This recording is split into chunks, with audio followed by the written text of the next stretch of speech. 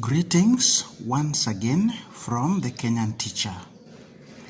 Join us in this video as we present 2018 KCSE Chemistry Paper 1.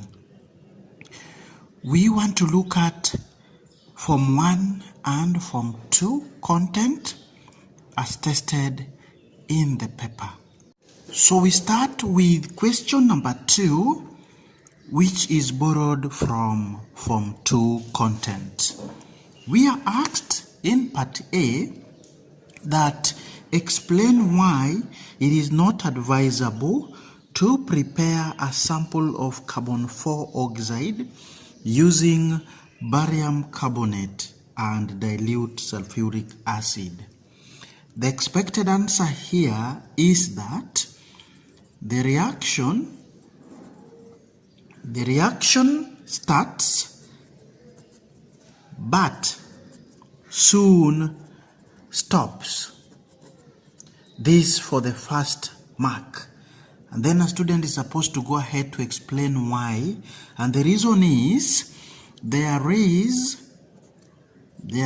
formation of insoluble barium sulfate. Coat or coating on the surface of barium carbonate.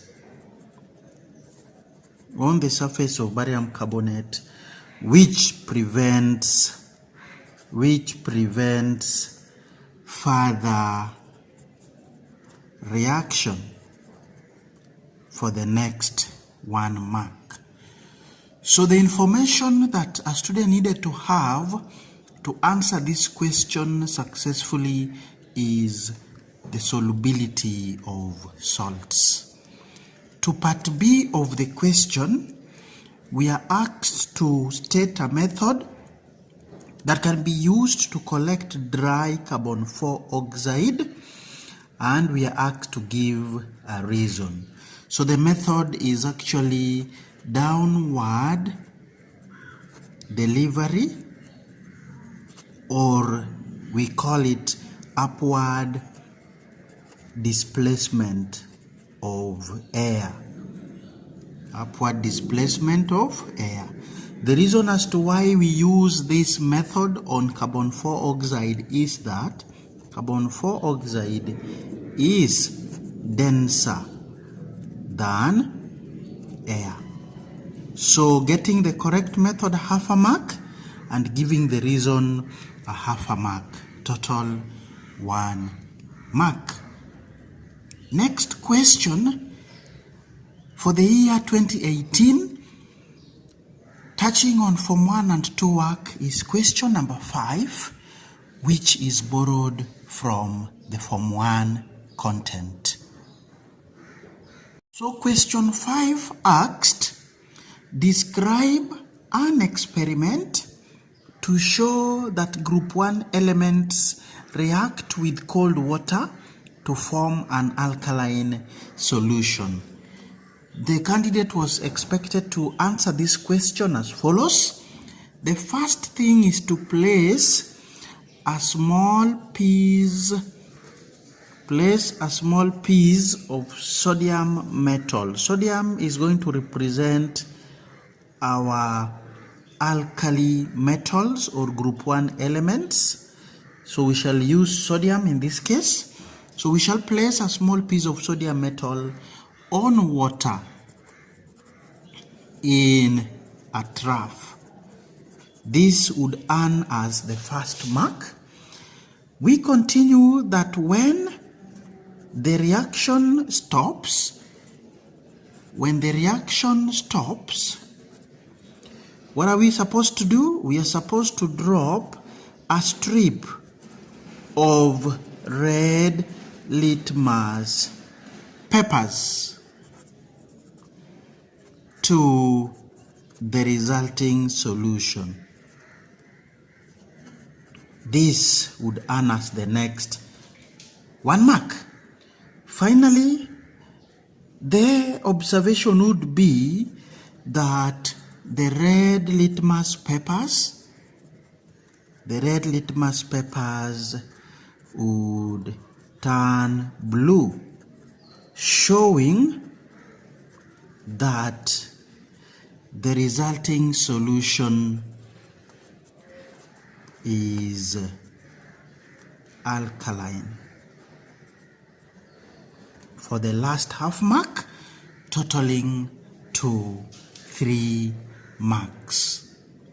Now, apart from litmus paper, a student had an option of using any other available indicator, but giving us the correct color change in your explanation.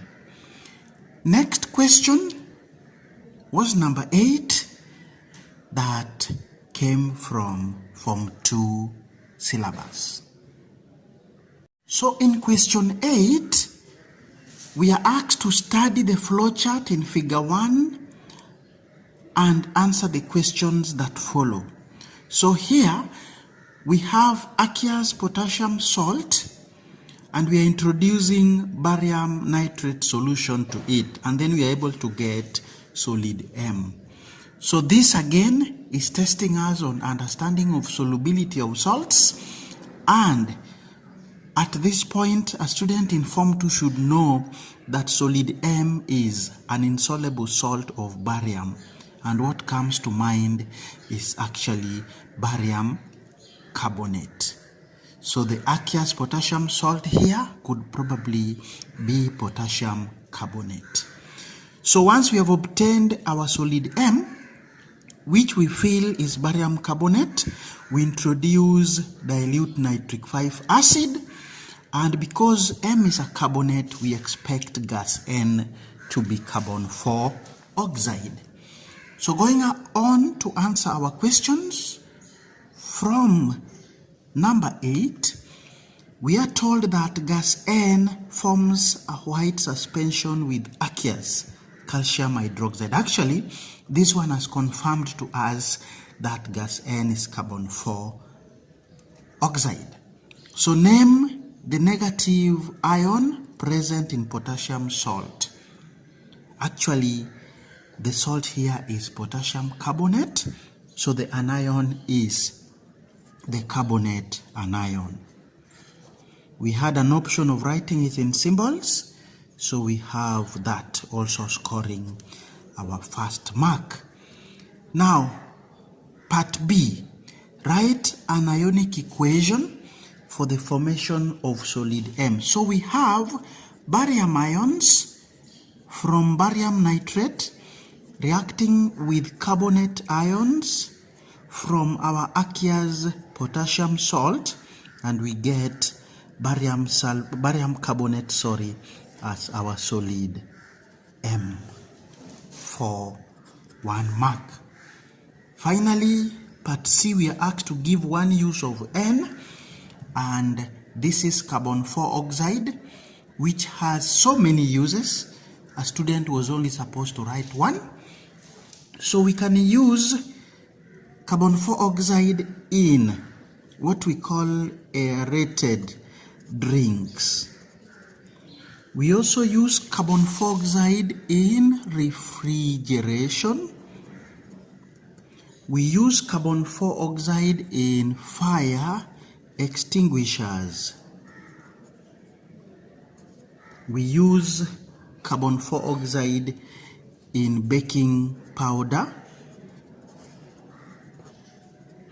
And we also use carbon 4 oxide in manufacture of sodium carbonate. A student had a whole list to choose from, so any one of those would give us the last 1 mark for question number 8. Next question is number 9, which came from Form 1. 9 states that an experiment was carried out to determine the presence of substances P, Q, R and S in mixture T. The results obtained are shown in figure 2. So this is testing on chromatography, and we have our chromatogram with us. So this is T, and if you were to determine the contents of T, we would realize that T has a component of P because the color bands were separated to the same height. T also had some element of S as well. T also had some element of R. But you can see clearly that Q is not part of T because during separation of Q, no color band coincided with those of T. So the first question is asking us to name the method of separation illustrated in figure 2. Obviously, this is chromatography. Chromatography. If a student decided to call it paper chromatography or ascending chromatography, there would be nothing wrong with that answer. Part B. Select one substance which contains a component not present in T. And during our discussion, we've agreed that this is substance Q. So, one substance which contains a component not present in T is Q. This you just check from the way your substance was able to be separated by the chromatography method. Part 2, we are asked to select a substance which is least soluble in the solvent used. So here we are supposed to be guided by the distance moved from the baseline, and our answer is supposed to be S.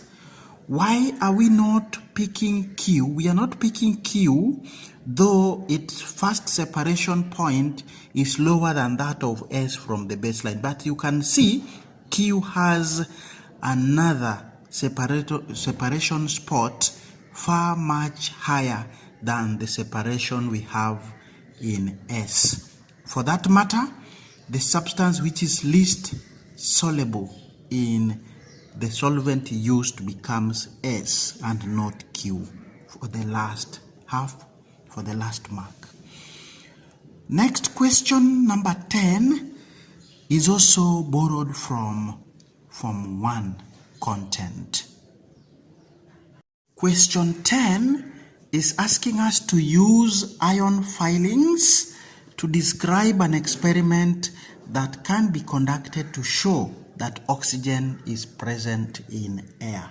So the first step would be we would wet a measuring cylinder. We would wet a measuring cylinder, and after that we are supposed to sprinkle some ion filings. Sprinkle some ion filings on the wet surface. This for the first half a mark. After we've done that, we are supposed to invert the measuring cylinder. We are supposed to invert that measuring cylinder that contains our ion filings in a trough of water. This for the next half mark. Then we are supposed to take the reading of the air column in the measuring cylinder immediately. Then after noting down the reading of the air column, we are supposed to leave the setup for 2 days. This answers another half a mark. After 2 days, we will read and record volume of the air column once again. Okay, then the volume of the air column, this now becomes our observation after 2 days. The volume of the air actually will reduce, and our gray filings would have changed to brown substance. Then finally we tell the examiner that the brown substance is a compound of iron and oxygen, suggesting that air contains oxygen. So far we have 1.5 marks. So reading and recording the volume after 2 days, 0.5 mark. Observations would be 0.5 mark as well, and finally concluding that air contains oxygen would earn ourselves the last 0.5 mark, totaling to 3 marks. Question number 11 is still from Form 2, and we are told element U has atomic number 12, while element V has atomic number 16. You can tell U is a metal and V is a non-metal. This is because U loses an electron to be stable because configuration is 282, while V gains an electron to be stable because configuration is 286. So here we are being asked, how do the melting points of their oxides compare? And obviously the oxide of the metal would have a higher melting point. So the student is supposed to tell us that the oxide of U has a higher melting point. Why? So this is because oxide of U is a solid with ionic bonds, hence require a lot of heat to break. So that of V, on the other side, the oxide of V is a gas, hence require little energy to break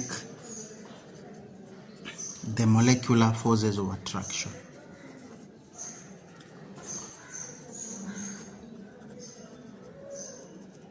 So, giving us the answer that oxide of U has a higher melting point would give us 1 whole mark. Mentioning the bond in oxide of U, 0.5 mark, and telling us that it needs a lot of heat to break, another 0.5 mark. Oxide of U being V being a gas, 0.5 mark, and then requiring little energy to break the last 0.5 mark, totaling to 3 marks. Question 15 is still from Form 2. Question 15, you are provided with solid potassium hydrogen carbonate. Describe how a solid sample of potassium nitrate can be prepared. So we need some nitric acid. So place dilute nitric 5 acid in a beaker. This is a 0.5 mark. We are supposed to add the solid potassium hydrogen carbonate until in excess, or you can say until effervescence stops. So that gives 1 whole mark. From there we are supposed to filter to remove excess potassium hydrogen carbonate. Once we've done that, we should evaporate the filtrate to saturation for crystals to form.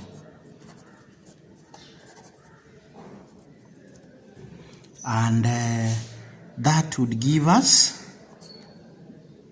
the last half mark, as filtering here gives us another half a mark. Then once we have obtained our crystals, we are supposed to dry the crystals between filter papers for the last half a mark, totaling to 3 marks. So we have a last question from Form 2 work, being number 17, and this is borrowed from the periodic table. So we are told figure 5 represents a grid that is part of the periodic table. Study it and answer the questions that follow. We are being told the letters are not the actual symbols of the elements. So we have the table, the groups, and the periods. Then we are asked to write the electron arrangement of element C. So this one is quite easy. A student is supposed to count. Remember, the elements are arranged according to atomic numbers. So we have 1, 2, 3, 4, 5, 6, 7, 8, 9, 10, 11, 12, 13, 14. So element C is atomic number 14. We are not counting in here because, as we agreed earlier, this is occupied by transition elements. So the configuration of C becomes 2, 8, 4. Now, next question. On the grid, show with a tick the position of D, whose atomic number is 18. You can count, or you can write 18 as electron arrangement 288, and then from here we know that D will be in group 8 and then period 1, 2, 3. So group 8 is here and period 3 is here. So element D would be where my tick is. That is group 8, period 3. Or a student would just count starting from here till number 18. Now, to part C. E is more reactive than A. Explain. So this is alkaline earth metal group A and E. So for the alkaline earth metal group, reactivity increases down the group. That's why E is more reactive than A. So we are told to explain, and the expected answer here is that E has a bigger atomic radius than A. This a half a mark. You continue to explain that the valence electrons of E are therefore further from the nucleus. Okay? And for that matter, they require less energy to be removed during reactions. For the next half mark, totaling to 1 mark. We proceed to the next question. Number 21 is Form 1 from air and combustion, and here we are burning hydrocarbon in the form of candle wax. So when you burn a candle wax, we form carbon 4 oxide and steam. So in here we expect our steam to condense, and carbon 4 is supposed to form white precipitate with our calcium hydroxide at the far end. So the first question, name the substance that was collected in tube P, and this, as we have said, is water. Then here we are bubbling carbon 4 oxide into calcium hydroxide, so we've been told to write an equation for the reaction in Q in the first few minutes. So remember, if you bubble carbon 4 for long, then the reaction changes, but for the first few minutes we are able to get carbon 4 oxide reacting with calcium hydroxide, and we are able to get white precipitate, which is calcium carbonate and water. It balances out for 1 mark, but remember, if we bubble our gas for long, then the two products would react with the excess carbon 4 oxide, and our precipitate will dissolve to form what we call calcium hydrogen carbonate. Give a suitable conclusion for the experiment in the setup. So here, a student would simply tell us that candle or candle wax contains carbon and hydrogen only, or simply candle wax is a hydrocarbon. Next, question 22 is still from Form 1 syllabus. So question 22, you are provided with the following apparatus. We have a thermometer, we have boiling tube, we have a beaker, we have a Bunsen burner, and we have a pure substance X, whose boiling point we are told is about 80. So water is also provided, and any other apparatus that may be required.